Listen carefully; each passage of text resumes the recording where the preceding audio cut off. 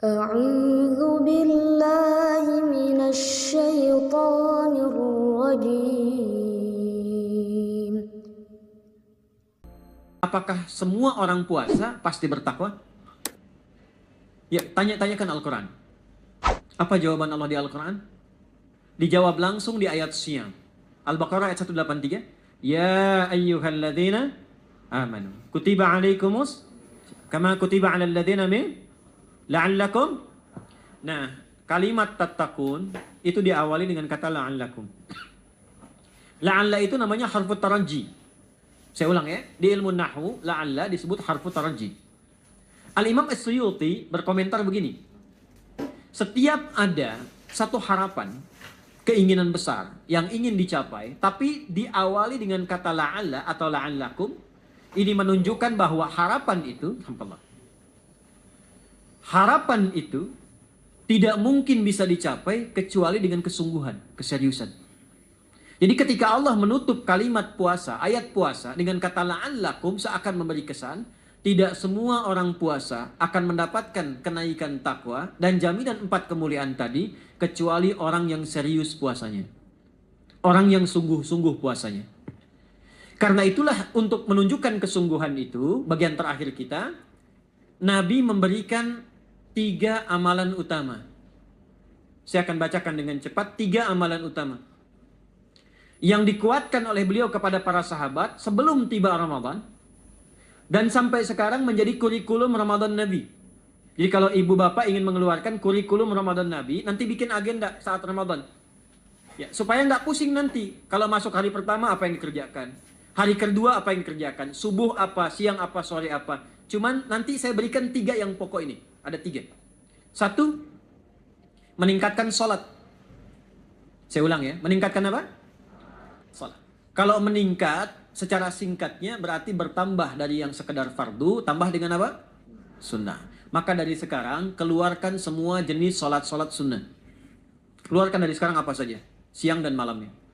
Yang rawatib, ada berapa rawatib? Rawatib 12. Ya, rawatib itu yang melekat dengan sholat fardu dan menentukan untuk memperbaiki sholat fardu.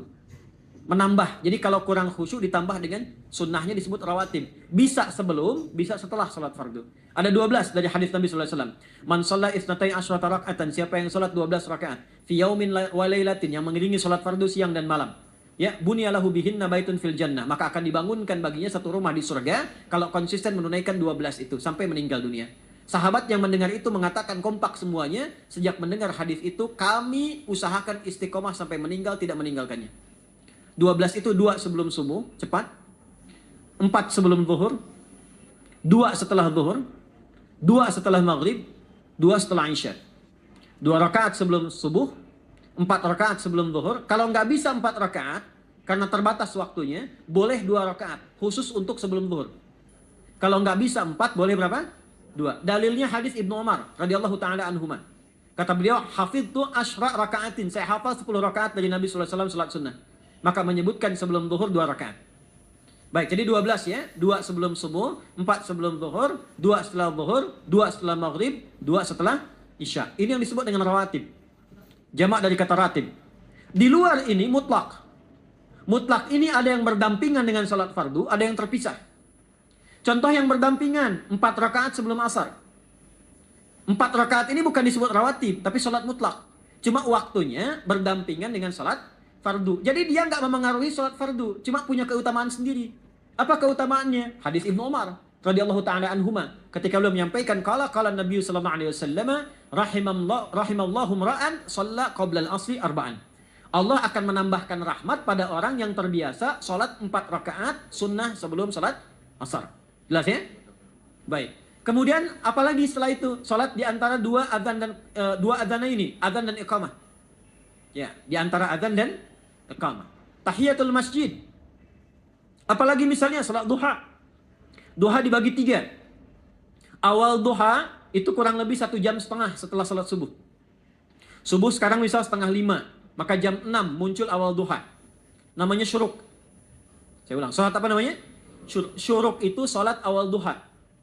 Jumlah rakaatnya 2 rakaat. Man shalal ghadata fil jama'ati thumma yaqudu yadhkurullah subhanahu wa ta'ala fa yusalli rak'ataini fakana alaihi ka ajri umratin wa hajjin, ya ka ajri ummatin wa hajjin tamatan. Siapa yang salat subuh 2 rakaat dengan berjamaah, ya, dan umumnya kalau berjamaah bisa ke masjid di masjid. Kalau tak mampu ke masjid, tunaikan di rumahnya. Setelah itu tidak beranjak dulu, dia duduk untuk berzikir kepada Allah. Zikir itu bisa baca Quran. Quran surah 15 ayat 9 itu Quran disebut dengan zikir. Quran surah 54 ayat 17, 22, 32, 40 itu Quran disebut dengan zikir. Bisa baca Quran, bisa berdoa. Doa disebut dengan zikir. Quran surah ke-7 ayat 205. Ya. Bisa dengan apa lagi? Bertafakur, ya, mengaji, ta'lim, itu disebut dengan zikir. Ali Imran ayat 190 191. Alladzina yadhkuruna Allaha qiyaman wa qu'udan wa 'ala junubihim wa yatafakkaruna fi khalqis samawati wal ard, ya, disebut dengan zikir. Bisa bertasbih. Zikir pagi petang, kalimat-kalimat thayyibah, ada itu di Quran surah ke-4 ayat 103. Jadi habis salat subuh zikir dulu. Doa dulu, zikir dulu, belajar dulu, tafsir dulu. Setelah itu muncul syuruk. Perjalanannya disebut isyraq, melewati masyrik, 1 tombak bayangan, dia salat 2 rakaat, itu pahala salatnya senilai haji dan umrah. Sempurna. Bukan sudah haji, bukan. Mau kemana? Ibu mau haji dulu? Tidak. Ya, hajinya nanti bulan Dzulhijjah. Tapi senilai haji dan umrah itu 2 rakaat. Awal duha disebut apa? Syuruk. Pertengahan duha sekitar jam 9 jam 10. Jumlahnya 2 sampai 4 rakaat. Ya, 2 sampai 4 rakaat. Apa fungsinya? 1, mengganti seluruh zikir yang ada dalam tubuh kita. Mata berzikir, telinga berzikir, lisan berzikir, bisa diganti dengan 2 rakaat duha. Itu waktunya pertengahan duha. Kurang lebih dari jam 8, 9, 10 lah. Kurang lebih 3 jam itu. Ya. Yang kedua, bisa menghambat atau menghentikan, menahan satu musibah umum. Misal ada kebanjiran nih atau macet nih. Orang-orang kena macet. Bapak yang biasa sholat duha pertengahan itu tiba-tiba ditolong oleh Allah, dibebaskan. Tiba-tiba ada orang datang, Pak lewat sini di sana macet. Atau dibimbing ada kontraflow. Itu manfaatnya duha tuh. Yang pertengahan. Yang terakhir adalah akhir duha. Sekitar jam 10 sampai jam 11 menjelang ke zuhur. Ya, akhir duha itu jumlahnya dari 2 bisa 4 sampai 8 rakaat. Di antara manfaatnya bisa mempermudah datangnya rezeki dengan izin Allah Subhanahu wa taala ketika ikhtiar. Itu duha. Nanti ke malamnya silahkan tahajud, tingkatkan tarawihnya sampai ditutup dengan witir. Itu salat. 2 yang terakhir saya cepat. 2 yang terakhir adalah banyak berinteraksi dengan Al-Quran. Ada 3 caranya. 1, banyak membaca. Itu namanya qiraah. Silahkan Bapak Ibu siapkan dari sekarang. Targetnya khatam misalnya 1 kali. Berapa juz? 30 juz. Kalau mau gampang bagi 30. Berarti 1 hari berapa? 1 juz. Paling gampang lagi, supaya nggak capek ngajinya. Supaya nggak capek. Bagi 1 juz 5 waktu sholat. Contoh. Juz pertama itu Al-Baqarah. Plus Al-Fatihah. Al-Fatihah saya nggak hitung lah, karena sudah hafal ya. Al-Baqarah itu 141 ayat. Juz pertama. Bagi 5, 28. Jadi setiap ketemu waktu sholat, bagi 2 lagi. 28 bagi 2 berapa? 14. Sebelum sholat baca 14 ayat. Setelah sholat baca 14 ayat. Itu 14 ayat tuh paling-paling nggak nyampe 5 menit Bu, Pak. Kalau investasi 10 menit setiap waktu sholat, bagi 2 kita baca 14 ayat, itu insya Allah selesai Ramadan khatam Quran. Itu udah rumus. Ya, tidak cukup dengan amin. Siapkan dari sekarang. Siapkan. Ya. Kemudian mengkaji, kajian, tilawah. Itu tilawah itu di hadis Muslim pahalanya banyak. Ya, majtama qaumun fi baitin min buyutillahi. Ya, kita ngajinya Quran hadis ya, biar lebih kuat dalilnya. Majtama qaumun fi baitin min buyutillahi yatluna kitaballahi wa yatadarasuna fima bainahum. Ya, siapa yang bisa tilawah Quran, ngaji, tafsir, keluarkan misalnya untuk Ramadan 10 hari saya pengen tahu Al-Fatihah. Itu ketika dilakukan punya 4 keutamaan. 1, ghasyiyatuhum rahmah. Selama ngaji rahmat Allah dibentangkan. Kalau pengen doa cepat dikabulkan, kalau istighfar diampuni. Yang kedua, awas ini nazalat alaihimus sakinah, diberikan ketenangan dalam jiwa. Bapak Ibu pengen di rumah tangga jadi sakinah, isi dengan Quran di rumah. Amalan terakhir infak. Ya, hadisnya dari Ibnu Abbas, Ibnu Abbas radhiyallahu taala anhuma, qala, ya, beliau mengatakan kana Nabi sallallahu alaihi wasallam ajwadan nas wa ajwadu ma yakunu fi Ramadan. Adalah Nabi sallallahu alaihi wasallam itu orang yang sangat luar biasa dermawan dan lembut. Dan bertambah dermawan lagi ketika tiba Ramadan. Apa yang dilakukan Nabi? Mensupport sahabat, siapapun yang punya anggaran untuk infak, disiapkan sebelum Ramadan. Jangan berpikir banyak Bu.